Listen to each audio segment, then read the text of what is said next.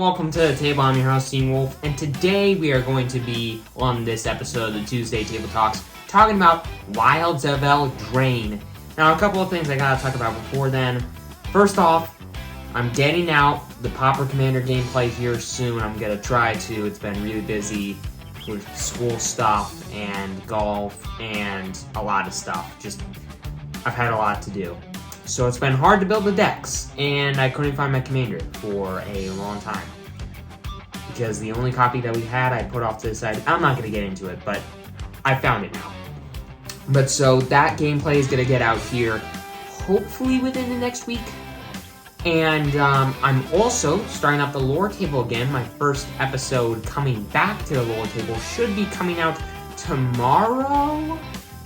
That's the hope. And last thing, hit that subscribe button. It's completely free. You won't regret it. And while you're at it, hit that like button. It helps the algorithm recommend me because I'm good-ish, right? I'm good-ish. Good-ish? That seems right. But anyways, today we're talking about Wilds of Eldraine, the cards to look out for just like the set itself, and for Pauper and Pauper Commander. Now, the stuff that I'm saying to look out for are like good value cards. I didn't really go too in depth on like good playables, but these cards, they are good playables, and they're going to be expensive.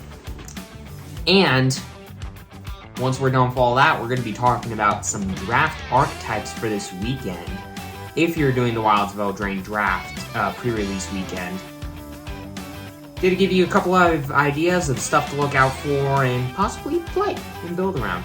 So, getting into what to look out for, we got probably like the best card in the set, Beseech the Mirror. This card is a bit bonkers. I mean, basically what you do is you play it and you bargain it, and you get any card with cost 4 or less from your deck into play. In Standard, what does that mean? Sheoldred the Apocalypse. Just like 4 mana, and I get a Shelly into play. Thanks, Black. And for stuff like Legacy and Vintage, I've already been told that this card's probably going to be pretty busted in those kinds of old Vintage and Legacy decks, because basically your whole deck, it's a tutor, and you put it into play, and that's busted. So that's fun. Definitely a card you want to look out for. I imagine it's going to be quite pricey. And we got a white version of Craterhoof Behemoth in Moon Knight Cavalry.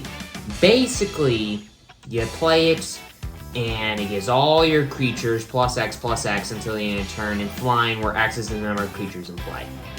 So, in Commander, great, you got a white card that's a Craterhoof. Wonderful, amazing. Green and white decks, now you got 2 Craterhoofs. But, in Standard, now we got a Craterhoof-like card in Standard, which is pretty busted, not gonna lie. But, yeah, that's just, another card to look out for, because it's gonna be very playable in just about any format that you can play it in. Just as a fun card and a really fun finisher. And lastly, Agathas Soul Cauldron. This card, correct me if I'm saying it wrong, because I kind of memorized these cards in my head. I'm pretty sure cards you control +1/+1 counters have the activate ability of cards in graveyards. If that is what it does, if it's not what it does something similar to that, I recall. It does something with activate abilities in graveyards, and that's pretty sweet. And as a colorless artifact, legendary artifact, and putting +1/+1 counters on creatures and giving those creatures all activate abilities of all cards in graveyards, that's just a bit insane. And another card that's probably going to be pretty played in Legacy and Vintage. So, cards to look out for that are pretty sweet. And for Pauper and Pauper Commander, Spell Stutter, it's like a fairy counter spell-like effect. It gets better for the amount of fairies that you have in play. It's just good. It's probably not as effective as Counterspell, but it's easier to play, so get what you get. Commune with Nature. It's a green, kind of mid-rangey value card. It could be good in Pauper Commander. It could be good in like mono green or green blue or green whatever. mid-range decks in Pauper. And lastly, Shea Ray of Numbing Depths. I recall it's a white and blue untap value card, which is good because, believe it or not, there are a lot of ways to tap your opponent's stuff, and this card gives you some pretty sweet value for it, like drawing cards. Who doesn't like that?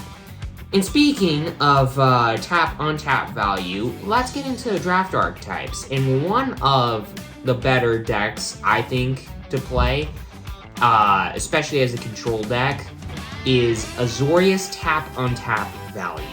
Because there are a lot of cards I care about in this set. There are a lot of cards that put stun counters on stuff, which taps your opponent's stuff, and kinda puts creatures on the sideline for a good chunk of the game.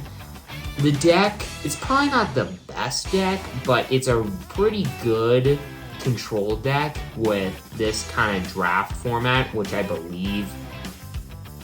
think is going to be pretty powerful, and it's going to have some pretty crazy decks, and I think this deck is probably going to be one of the best decks to slow those decks down. So if you pull enough cards that you think are going to work for the deck, I'd recommend playing it.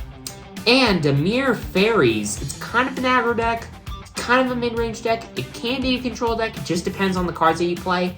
Basically, you play a ton of fairies, and you just do fun stuff with a sprinkle of control in it. So, other bonuses. It's a pretty good deck, and honestly, I think it's probably the best deck for draft in the set. So, Dimir Fairies, if you got enough fairies in those colors,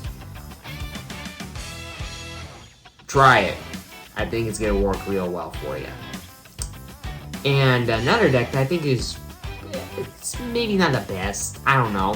Yeah, there's like, is it instant sorcery value decks? There's black or green and red, kind of just green-red decks.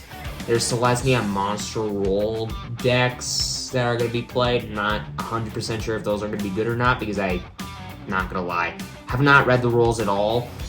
And there's a couple of other decks that are kind of okay, but like, or a bit strange. I don't know. I feel like this deck's probably going to be a fairly good deck. It's a Rakdos Aristocratic mid-range deck, and with as many cards with bargain in a set, and cards that make tokens and care about tokens, and stuff getting sacrificed, I think this deck could be surprisingly well in a draft format, so maybe play it. I try it for fun. If you're just playing to play with some buddies and you got enough cards that work for it, I'd try it. And honestly, I think it could be, with the right cards, a pretty powerful deck. And lastly, kind of figured out I was going to say it, Boros aggro. I mean, there are a lot of cards in this set that care about, like, 2 or more permanents entering the battlefield in the same turn, and you get a ton of value, and then you more aggro-y, and then you do this, and then you do that, and all this stuff happens, and it's like, yeah, it's just like, the deck's good. It's Boros aggro. What did you expect? It's Boros aggro. But anyways, those are the main decks that I want to talk about. There's some other decks. They might be good. They might be better than I'm saying they are.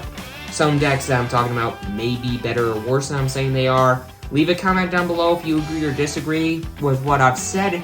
And once again, hit that subscribe button, hit that like button. It's completely free. You won't regret it. And for all that aside, have a great draft weekend with Wilds of Eldraine. Get some of these amazing cards and playables. And have a great rest of your day.